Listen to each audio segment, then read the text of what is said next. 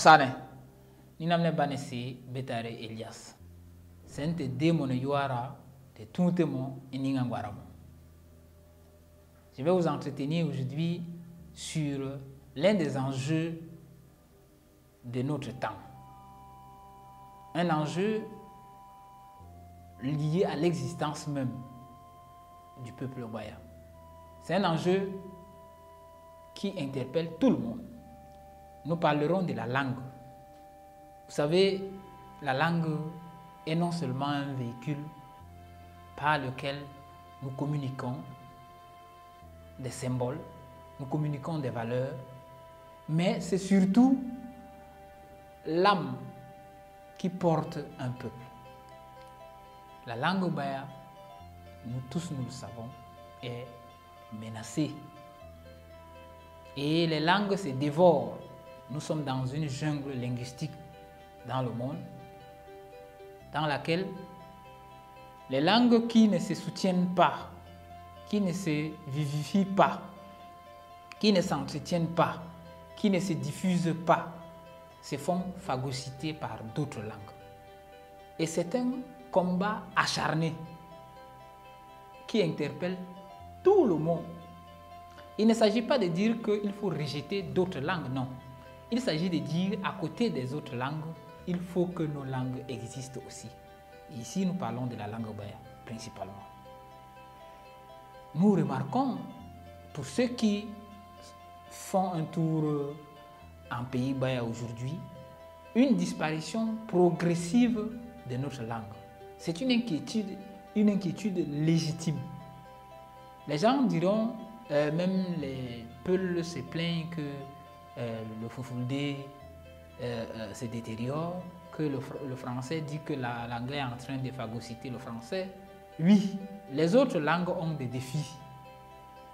Et la langue Baya, particulièrement qui nous intéresse, a des sérieux problèmes. Prenons un fait. Lorsque vous allez dans les localités Baya, telles que Meganga, Bertois, Garoboulaye, Djehong, Berberati, Yaloké, ce qui vous frappe pour un voyageur même passant, c'est la langue avec laquelle on commerce. C'est frappant, non? Lorsque vous arrivez dans une localité, comment on vend le manioc ou le maïs? En pays Baya, on dit boutali, boutali, boutali.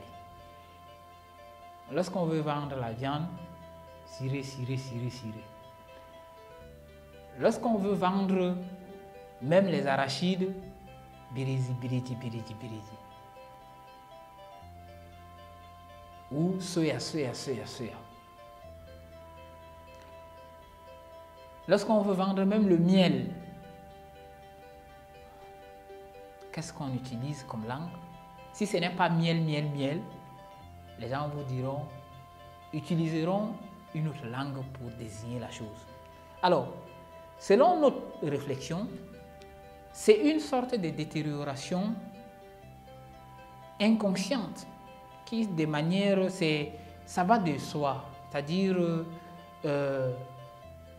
même pour des termes qui existent dans nos langues, dans la langue Baya, les gens développent une tendance à épouser des termes étrangers pour pouvoir communiquer. Peut-être trouvent-ils plus tendance ou bien plus arrimés ces termes, mais cela participe de ce que la langue disparaisse. Et nous avons, il y a de cela quelques années, mené une réflexion et nous avons convenu qu'il y a 3 facteurs qui peuvent maintenir une langue vivante. Il y a le facteur économique. Si une langue n'est pas économiquement forte, une langue peut disparaître. À ces facteurs-là, qui sont d'ailleurs, les 3 facteurs sont complémentaires, le deuxième facteur, c'est le facteur technologique, la technique. Il faut que une langue soit portée par la technique pour désigner des objets que l'on fabrique, que l'on conçoit, que l'on innove, et des concepts. Et il faut un facteur culturel qui est l'âme même de la langue, la manière de penser, c'est-à-dire tout ce qui est littérature, tout ce qui est danse, tout ce qui est cinéma, tout ce qui va dans l'art. Voici les 3 facteurs que nous, à notre niveau, très humblement, nous avons pu déceler, qui peuvent porter une langue pendant longtemps. Donc, si nous voulons que la langue baya existe et qu'elle puisse se pérenniser, il faudrait que cette langue s'inscrive dans les 3 dimensions. Dimension économique, dimension technologique et la dimension culturelle. Soit dit en passant, nous mettons les pensées politiques dans ce qu'on peut appeler la dimension culturelle.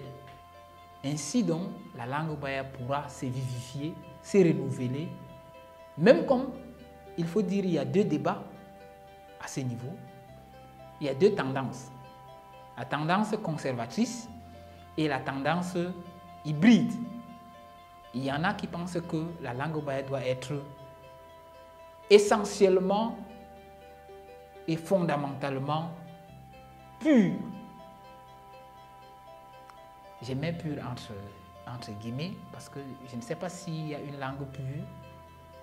Et la tendance hybride qui pense que nous ne pouvons pas faire fi de ce qu'il y a comme évolution de notre temps, étant donné que la langue n'épouse que son temps.